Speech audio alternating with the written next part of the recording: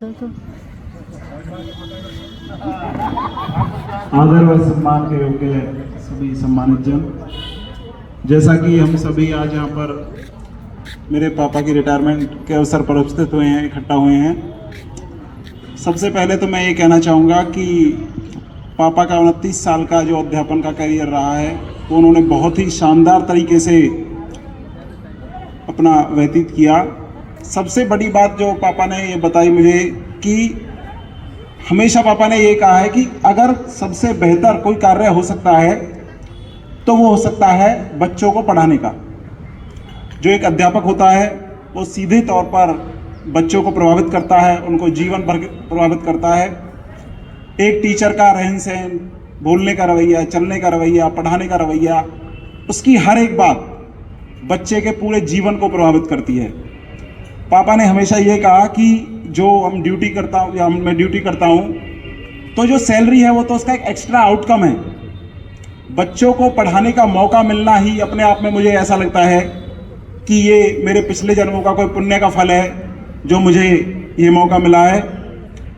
और इसके साथ ही जब पापा इससे पहले काफ़ी लंबे दौर तक टीजीटी के तौर पर अध्यापन का कार्य किया, तो छोटे बच्चों के साथ पापा जो इतने घुल मिल के रहते थे, तो मतलब ऐसा लगता था कि मतलब बस ये इससे बेहतर उनके लिए कुछ हो नहीं सकता। क्योंकि मैं भी 2-3 साल पापा के स्कूल में, गवर्नमेंट स्कूल में पढ़ा था, तो बच्चों के लिए बस पापा को ऐसा लगता था कि क्या ना कर दूं। छोटे बच्चों के साथ इतना स्नेह, इतना प्यार जिसकी कोई हद नहीं।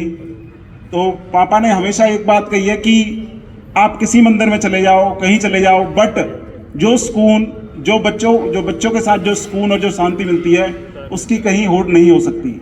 जब मैं छोटा था तो पापा बोलते थे कि the greatest temple in the world for me is a primary classroom.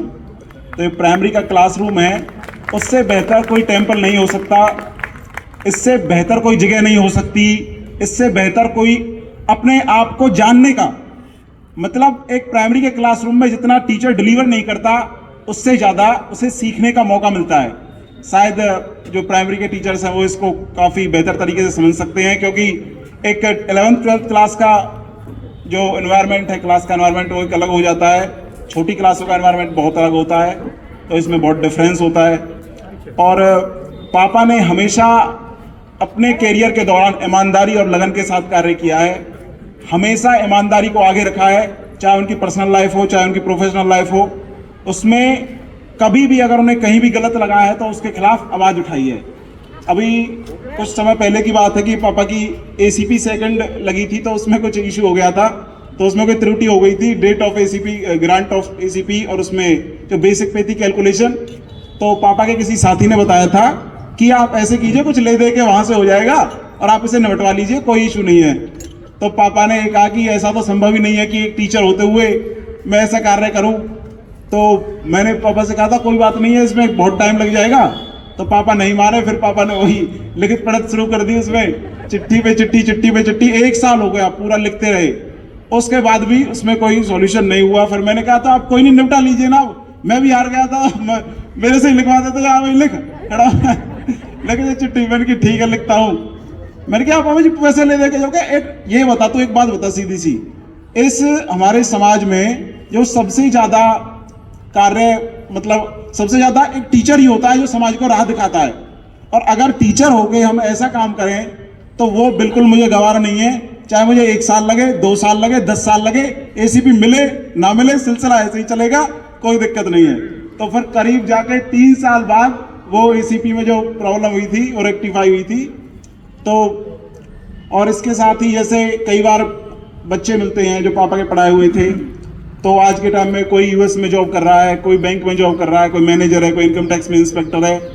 तो बहुत ही अच्छा लगता है कि पापा भी ये कहते हैं कि ये लगता है ये मेरे जीवन की पूंजी है, ये है जो मैंने कमाया है। इससे बेहतर कोई पुण्य नहीं हो सकता कमाने के लिए कि किसी बच्चे के जीवन को तराशना और उसे अपने पैरों पे खड़ा करना।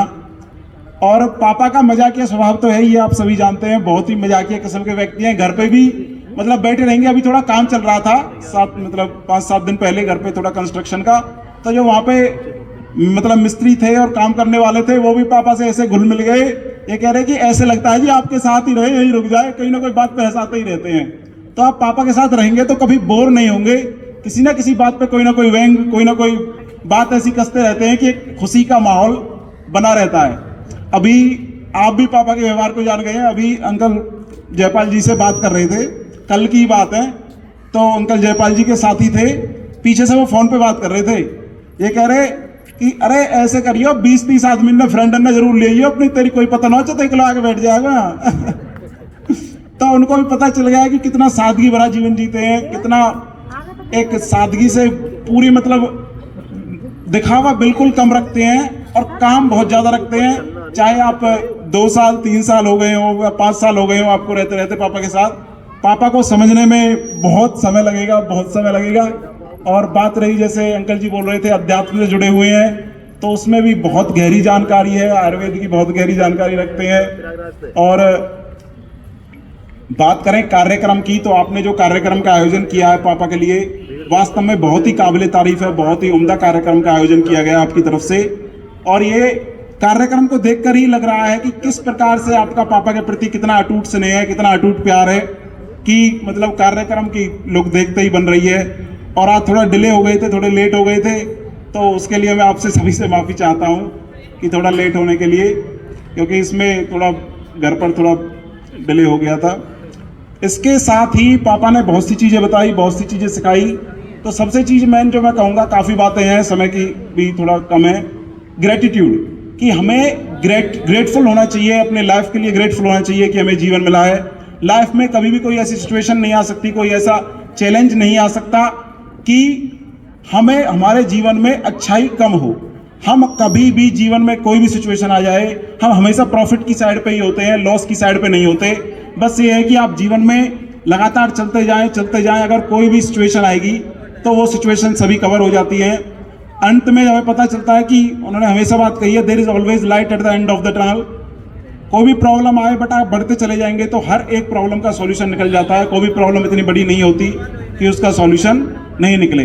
और पापा के साथ बहुत सारे साथी रहे हैं, घर पर बहुत लोगों के बारे में बातें करते थे, परंतु सबसे ज़्यादा पापा ने जिसकी तारीफ की है वो है स्कूल के प्रिंसिपल सर।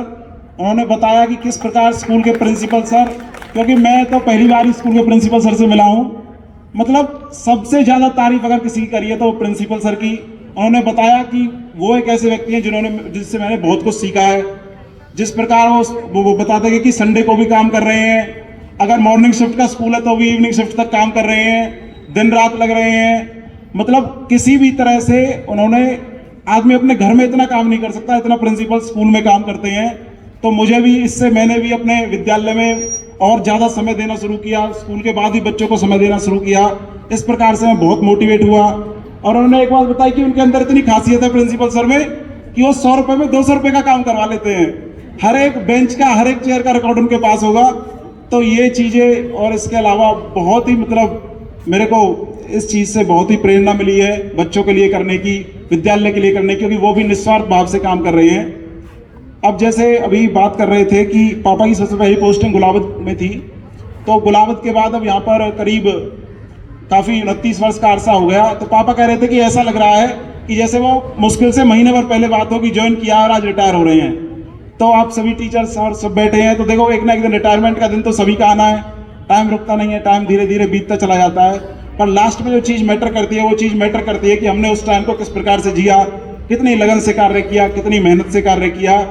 तो मैं पापा को इस समय पर बस यही कहना चाहूँगा कि वो आगे भी, ये कोई रुकने का समय नहीं है रिटायरमेंट, ये तो आगे और कार्य करने का समय है। इसी प्रकार सामाजिक कार्यों में बढ़ चढ़कर भाग लें और काम करते रहें। बहुत बहुत धन्यवाद।